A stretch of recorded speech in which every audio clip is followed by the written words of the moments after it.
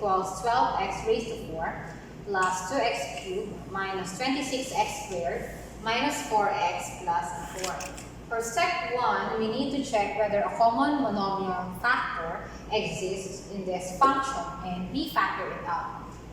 Factoring out our common monomial factor 2, we have 2 times 6x raised to 4 plus x cubed minus 13x squared minus 2x plus 2. Then, for step 2, we find or we get the list of all the possible real zeros, list of possible rational zeros of p of x equals 6x raised to 4 plus x cubed minus 13x squared minus 2x plus 2. The list of the possible zeros of p of x in step 2 is composed of positive and negative 1, positive and negative 2, positive and negative 1/2, positive and negative 1/3, and positive and negative 1/6. Now, for step 3, we need to find one actual root among all the possible rational zeros of p of x in step 2. Using the remainder and factor theorem, we will be evaluating our p of x at negative 1/2. And by substitution, we have 6 times negative 1/2 raised to 4 plus negative 1/2 cubed minus 13 times negative 1/2 minus 2 times negative 1/2 plus 2. And calculating this, we will get 0. So this tells us that negative 1/2 is a solution or is a root of our p of x in step 2. And we say that thus 2x plus 1 is a factor of p of x. For step 4,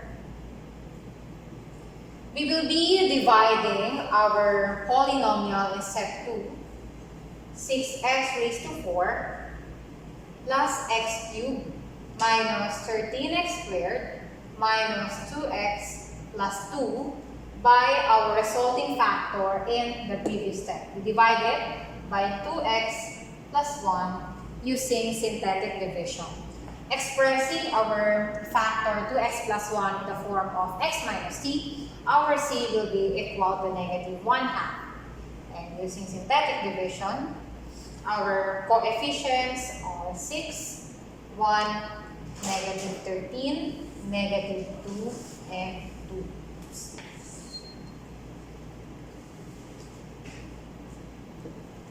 And positive 2, so we have 6, that's negative 3, negative 2, we get 1, negative 12, positive 6, we have positive 4, negative 2, and our remainder is 0.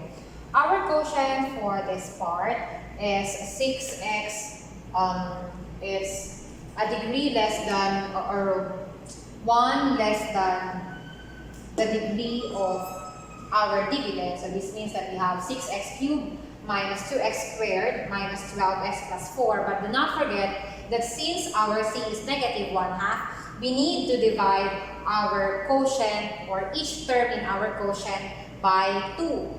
And hence, we say that for, I'll just write it here, our function p of x can be written as a product of the following factors. We have 2, we have 2x plus 1, and dividing our quotient or each term in our quotient by 2, we have 3x cubed minus x squared minus 6x plus 2. For the continuation of step 4, we will be repeating steps 2 to 4. And we will be focusing on the last factor, which is 3x cubed minus x squared minus 6x plus 2. Repeating the same process, starting with step 2, we list the possible factors, or list the possible rational zeros, rather, the possible rational zeros of p of x equals 3x cubed minus x squared minus 6x plus 2. And the possible rational zeros of this function are positive and negative 1, positive and negative 2, positive and negative 1/3, and positive and negative 2/3. There. Okay, following the same step, in step 3, we evaluate our p of x such that our remainder will be equal to 0, and we evaluate our p of x at positive 1/3. We have 3 times 1/3 cubed minus 1/3 squared minus 6 times positive 1/3 plus 2. And by computation or calculation, our p of 1/3 is actually equal to 0. Therefore, we can say that we have consistent, we have 0. Thus, 3x minus 1 is a factor of p of x. And now we will be applying, or following step 4, we will be dividing our p of x by the resulting factor 3x minus 1. So that's 3x cubed minus x squared minus 6x plus 2. We divide this by 3x minus 1 using synthetic division. Expressing 3x minus 1 in the form x minus c, our c will be equal to positive 1/3. So positive 1/3. Numerical coefficients are 3, negative 1, negative 6, positive 2.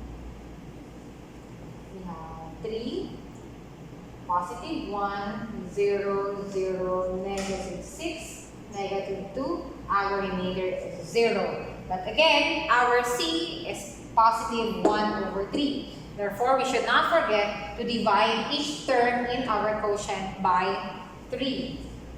Thus, we say that our p of x can be written, or this one, after doing all these steps, 3x cubed minus x squared minus 6x plus 2 can actually be written as, we have 3x minus 1 times, we have to divide each term by 3, so we get x squared minus 2. And we do not forget to include the factors that we got from the previous steps. Still have 2 and 2x plus 1. So our function p of x can be written as a product of the following factors: 2 times 2x plus 1 times 3x minus 1 times x squared minus 2. However, x squared minus 2 is already non-factorable. It is considered prime. And it was mentioned earlier that we desire our factors to be of degree 1. But since this is already non-factorable, we will proceed to finding the solutions or the zeros of x squared minus 2. Applying the concept of rational root Theorem, the possible rational zeros of x squared minus 2 are positive and negative 1 and positive and negative 2. But looking closely and substituting positive and negative 1 and positive and negative 2 to our p of x such that it will be equal to 0, none among these values will satisfy our function. So we proceed to quadratic formula in order to solve for the zeros of x squared minus 2. So this time we'll be solving for the zeros of x squared minus 2 using our quadratic formula. Quadratic formula, x equals negative b plus or minus the square root of b squared minus 4ac all over 2a. And by substitution, we have our b, again, our reference is this polynomial, x squared minus 2 equals 0. We would want to find the zeros of this equation. Our b is 0, so we have negative 0 plus or minus the square root of 0 squared minus 4. Our a, or the numerical coefficient of our quadratic term, is 1. And our constant is negative 2. Divided by 2 times 1. We have x equals the square root of positive 8 over 2. That's a positive or negative square root of 8 over 2. Simplifying this, we get positive and negative 2 square root of 2 over 2, or positive and negative square root of 2. Therefore, after all this process and by using and by referring to these factors of our polynomial or of our p of x, 12x raised to 4 plus 2x cubed minus 26x squared minus 4x plus 4, we say that the zeros of p of x equals 12x raised to 4 plus 2x cubed minus 26x squared minus 4x plus 4 are, we have negative 1/2, positive 1 over 3, and positive and negative square root of 2. So again, in case our polynomial is already non-factorable and it is in the form of quadratic expression, then that's the time that you will be using the quadratic formula to solve for its zeros. And do not forget to also use or to refer to the other factors in getting the zeros of your function. For our last example, under solving polynomial equations, we will find all the zeros of p of x equals x raised to 4 plus x cubed minus 2x squared minus 6x minus 4. Step 1. Commonly, we would want to factor out the common monomial factor existing in our function. However, for our p of x this time, there is no common monomial factor to factor out. That is why we will proceed to listing all the possible rational zeros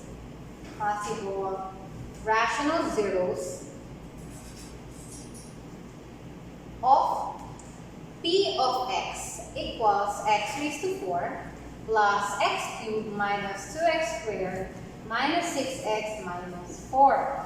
And our possible rational zeros are positive and negative 1, positive and negative 2, and positive and negative 4.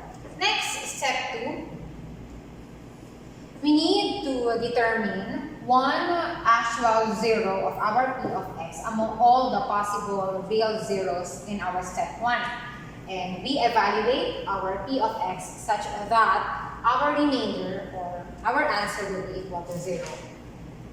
Evaluating our p of x when x is equal to negative 1. Negative 1 will give us negative 1 raised to 4 plus negative 1 cubed minus 2 times negative 1 minus 6 times negative 1 minus 4. Our p of negative 1 will be equal to 0. So we say that x plus 1 is a factor of p of x. Factor of p of x. Next, for step 3, we divide our p of x, thus x raised to 4 plus x cubed minus 2x squared minus 6x minus 4 by our resulting factor in the previous step. We divide this by x plus 1, of course, still by using synthetic division. Our c here will be negative 1. Our numerical coefficients are 1, negative 2, negative 6, and negative 4. Again, 1 times negative 1, have negative 1, 0 plus 0, negative 2, we have positive 2, negative 4, we get positive 4, the sum is 0. Our remainder is equal to 0, and we can express our quotient as x cubed minus 2x minus 4. Thus, we say that our p of x can be written as the product of the following factors. We have x plus 1 in step 2, and our quotient x cubed minus 2x minus 4. For step 4, we will be repeating steps 1, 2, and 3, focusing this time on x cubed minus 2x minus 4. For step 4, we list again the possible rational zeros of. So, list the possible rational zeros of x cubed minus 2x minus 4, and our list will be composed of positive and negative 1, positive and negative 2, and positive and negative 4. That will be our first step under step 4, listing the possible rational roots. Next, still under step 4, is to follow step 2, evaluating our p of x such that our remainder will be equal to 0. So we evaluate x cubed minus 2x minus 4 at positive 2. And we have 2 cubed minus 2 times 2. So we have minus 2 times 2 minus 4. And we have 8 minus 4. Okay, so 8 minus 8, that gives us 0. So we say that since our remainder is equal to 0, x minus 2, thus x minus 2 is a factor of p of x. For our third step, under step 4, we are to divide x cubed minus 2x minus 4 by the resulting factor x minus 2 in our previous step. Using synthetic division, and our C is positive 2. Our coefficients, 1.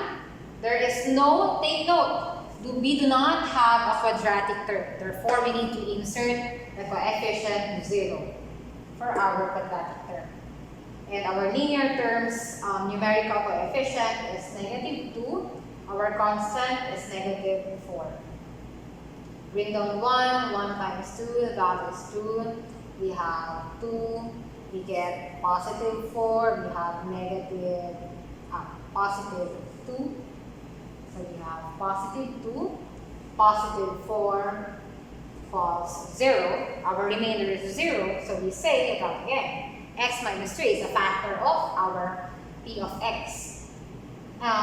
So we say that P of X can be written as the product of the following factors. We have x plus 1, x minus 2, and our quotient x squared plus 2x plus 2. If you will be factoring x squared plus 2x plus 2 by hand using the factoring techniques you learned in your previous grade levels, we will understand that x squared plus 2x plus 2 is non-factorable. It is already prime because we cannot find two numbers that when multiplied will give two factors that when added will give us a sum of positive 2. So again, since this is a quadratic expression, we will be solving its related quadratic equation by using the quadratic formula and find its zeros.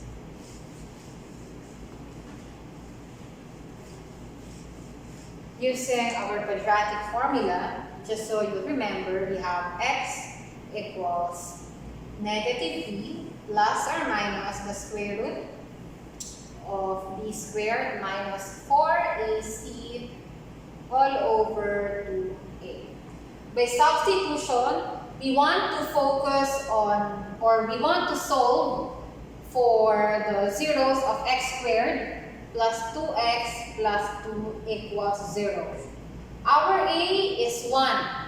Our b, the numerical coefficient of the linear term, is 2. And our c is still positive 2.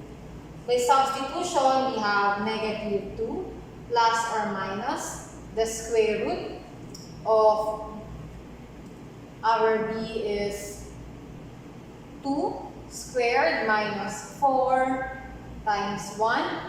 Our c is 2. And we have 2 times 1.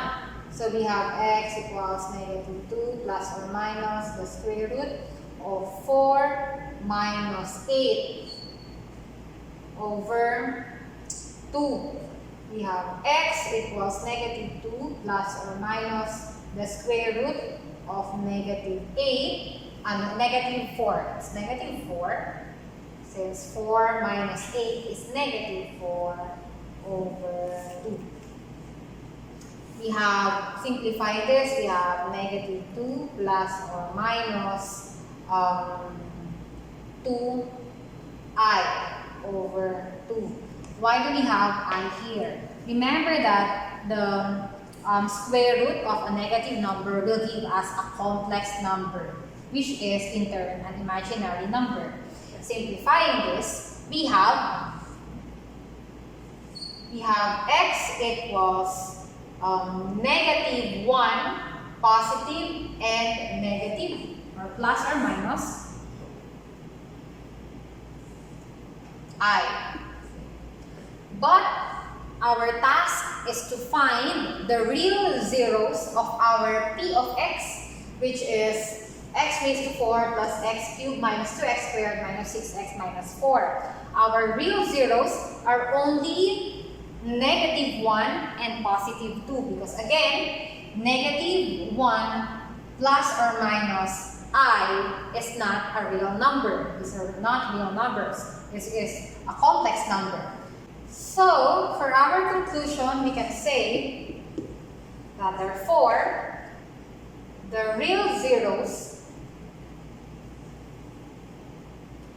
of p of x equals x raised to 4 plus x cubed minus 2x squared minus 6x minus 4 are only negative 1 and positive 2. You might say that why do we only have 2 zeros, where in fact our degree is 4. Again, we are only talking about real zeros. If we will be considering our complex zeros, then still we will be having 4 zeros, which are including negative 1 plus I and negative 1 minus I. However, we are only considering our real zeros of p of x, and these are negative 1 and 2. In this section, we solve for the zeros of p of x. We say that the zeros, solutions, and the roots of a polynomial function are values of x that will satisfy p of x equals 0.